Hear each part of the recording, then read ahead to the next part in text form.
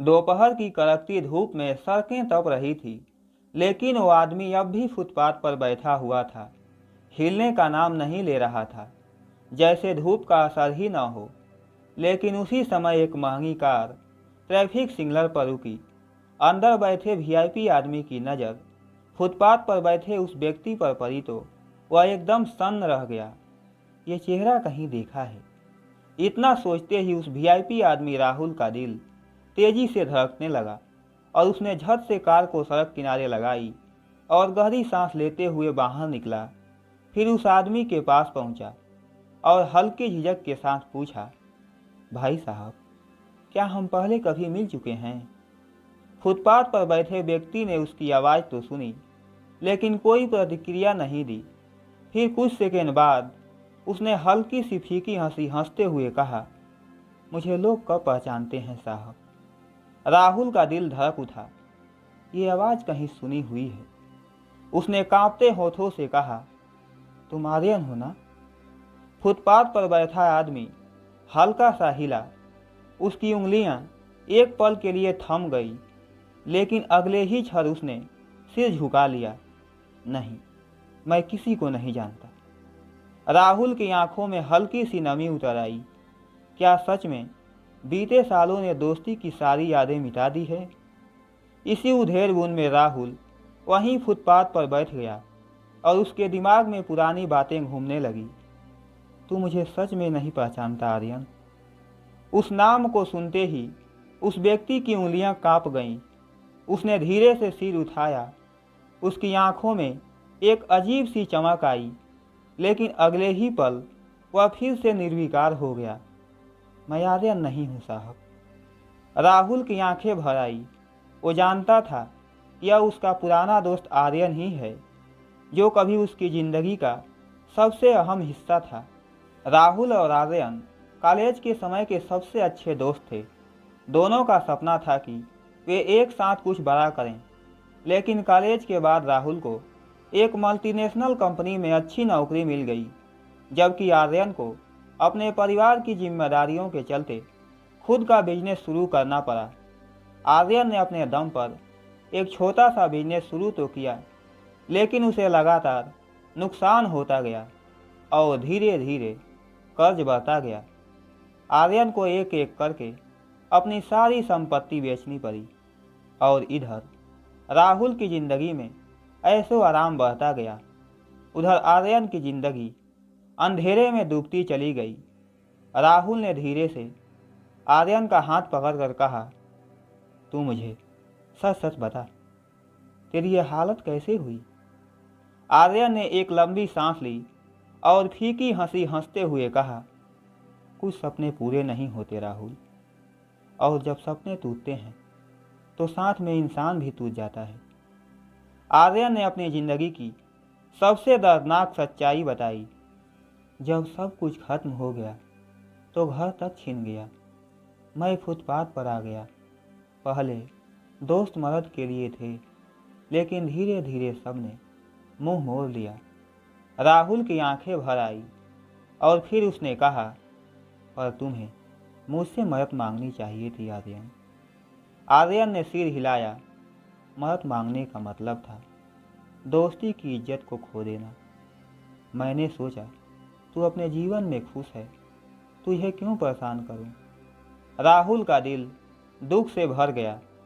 फिर राहुल ने गहरी सांस ली और कहा, अब बहुत हो गया आर्यन, मैं तुझे इस हालत में नहीं छोड़ सकता।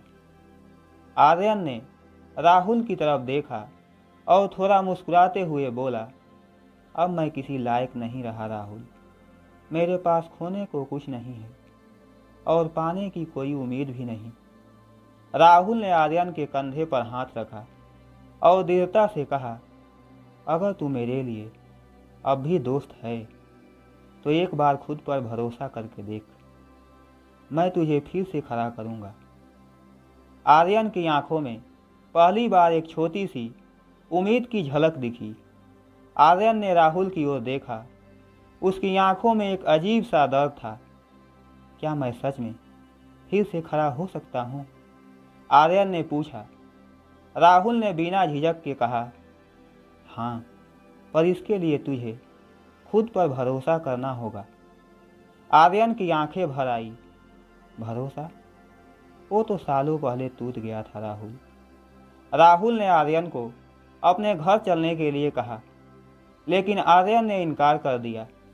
मैं तुम्हारे ऐशो आराम की जिंदगी का हिस्सा नहीं बन सकता राहुल।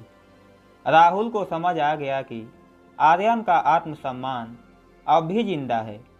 फिर किसी तरह से राहुल ने आर्यन को मनाया और अपने घर ले गया। पहली बार आर्यन ने इतने सालों में एक मुलायम बिस्तर पर सोने का सुख महसूस किया, लेकिन रात भर उसकी आंखों में नींद नहीं आई और उसने सोचा, क्या मैं इस मेहरबानी के लायक हूँ? फिर सुबह होते ही आर्यन ने फैसला किया कि वो राहुल के घर मेहमान बनकर नहीं रहेगा। अगर मुझे यहाँ रहना है तो मुझे कुछ काम करना होगा। राहुल ने मुस्कुराते हुए कहा, ठीक है मेरे दोस्त। और फिर राहुल ने आर्यन के लिए अपनी कंपनी में एक नौकरी का इंतजाम किया। पहले दिन जब आर्यन ऑफिस पहुंचा तो उसके मन में डर और झिझक थी, लेकिन ऑफिस के पहले दिन ही आर्यन को एहसास हुआ कि यह दुनिया बहुत बदल चुकी है। लोग नए जमाने की बातें कर रहे हैं। तकनीक और बिजनेस की दुनिया पूरी तरह बदल चुकी है। उसे खुद को साबित करने के लिए बहुत कुछ सीखना था। पहले कुछ दिन आर्यन के लिए बहुत मुश्किल थे। कभी एक बिजनेसमैन रहने वाला आर्यन अब एक साधारण कर्मचारी बन चुका था। राहुल ने उसे हमेशा प्रेरित किया, हार मत मानना आर्यन, तू इससे भी ज़्यादा कर सकता है। एक दिन ऑफिस में एक मीटिंग थी जहां एक नए प्रोजेक्ट पर चर्चा हो रही थी। आर्यन ने हिम्मत करके अपनी राय दी।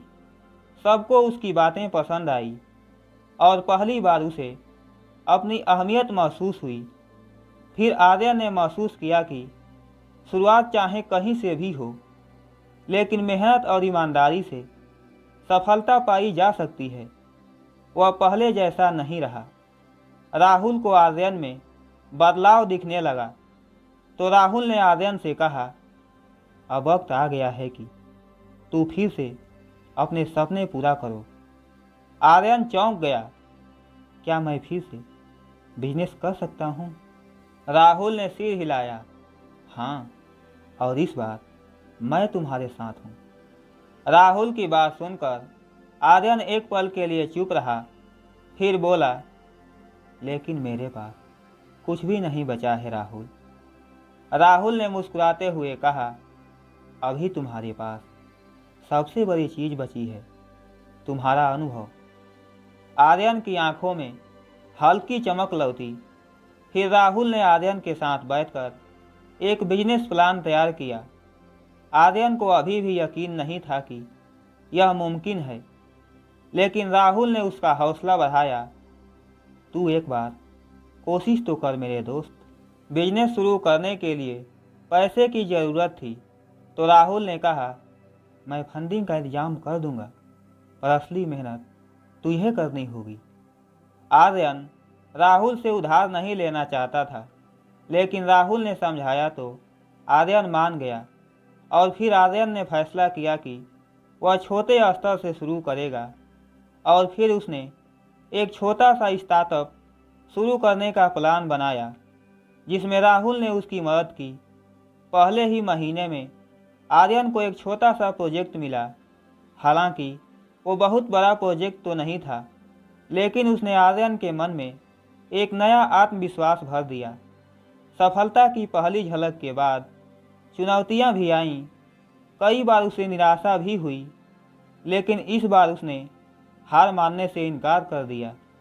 राहुल ने उसे याद दिलाया, याद है तूने मुझसे कहा था कि कभी मदद नहीं मांगूंगा। अब देख, तेरा आत्मसम्मान तुझे जीत दिला रहा है। आर्यन को अब समझ आ रहा था कि सच्ची दोस्ती क्या चीज़ होती है। अगर राहुल उसे सहारा न देता तो शायद वह फिर से हिम्मत नहीं जुटा पाता। राहुल, तू मेरा सिर्फ दोस्त नहीं है, बल्कि मेरी ताकत भी है। 6 महीने बाद आर्यन का बिजनेस धीरे धीरे बढ़ने लगा। अब उसके पास क्लाइंट्स की भरमार लगी थी। उसकी खुद की एक पहचान बनने लगी थी। जिस फुटपाथ से उसने सफ़र शुरू किया था, आज वही फुटपाथ उसे सीख देने वाली जगह लग रही थी। वो वहाँ जाकर उन लोगों की मदद करता जो किसी सहारे की तलाश में थे, जो उसकी तरह हिम्मत हार चुके थे। राहुल ने उसकी सोच की सराहना की। तूने सिर्फ बिजनेस नहीं, एक नई राह चुनी है मेरे दोस्त। एक दिन आर्यन को एक पुराने परिचित का कॉल आया, उसी इंसान का जिसने आर्यन को गिरते वक्त अकेला छोड़ दिया था। मुझे तुम्हारी मदद चाहिए आर्यन। आर्यन के मन में पुराने जख्म फिर से हरे हो गए। राहुल ने आर्यन से पूछा, क्या तू उसकी मदद करेगा? आर्यन कुछ देर सोचता रहा और फिर बोला, हाँ, क्योंकि मैंने अब बदले की जगह बदलाव को चुना है। फिर आर्यन ने उस पुराने परिचित की मदद की, लेकिन उसे अब भी यह डर था कि कहीं वह फिर से विश्वासघात न करे। राहुल ने मुस्कुराते हुए कहा, इस बार तू मजबूत है, इसलिए कोई तुझे गिरा नहीं सकता। आर्यन की कंपनी अब अपने पैरों पर खड़ी हो चुकी थी। अब आर्यन एक इंस्पिरेशन बन गया था। लोग उसकी कहानी सुनकर प्रेरित होते थे, लेकिन आर्यन को अब भी यकीन नहीं था कि वो अपने अतीत से पूरी तरह बाहर आ पाया है। एक दिन राहुल ने आर्यन को एक जगह बुलाया। जब आर्यन वहां पहुंचा तो सामने उसका पुराना बिजनेस पार्टनर खड़ा था, वही जिसने उसे धोखा दिया था। आर्यन के अंदर गुस्से और दुख की लहर दौड़ गई। सामने खड़े इंसान ने सिर झुकाकर बोला, मैंने तेरे साथ बहुत गलत किया था और मुझे इस बात का बहुत पछतावा हो रहा है। हो सके तो माफ़ कर देना। आर्यन के लिए यह सबसे बड़ी परीक्षा थी कि क्या उसे माफ़ कर दे या नहीं। कुछ देर की चुप्पी के बाद आर्यन ने कहा, तेरी वजह से मैं गिरा था, लेकिन उसी गिरने ने मुझे मजबूत बनाया। मैं तुझे माफ़ करता हूँ, क्योंकि अब मुझे बदला नहीं, सुकून चाहिए। राहुल ने यह सुना, उसकी आंखें चमक उठी। आज तूने सच में खुद को जीत लिया है आर्यन। दोनों दोस्त ने एक दूसरे की तरफ देखा और बिना कुछ कहे एक दूसरे की ताकत को महसूस की। आर्यन को एहसास हुआ कि जिंदगी में जीत सिर्फ दौलत से नहीं, बल्कि मन की शांति से भी मिलती है। उसने फैसला किया कि अब वह सिर्फ खुद के लिए नहीं, बल्कि हर उस इंसान के लिए काम करेगा जो कभी गिर चुका है, और बोला, मेरा सफ़र यहीं ख़त्म नहीं होता राहुल, यह तो बस एक नई शुरुआत है।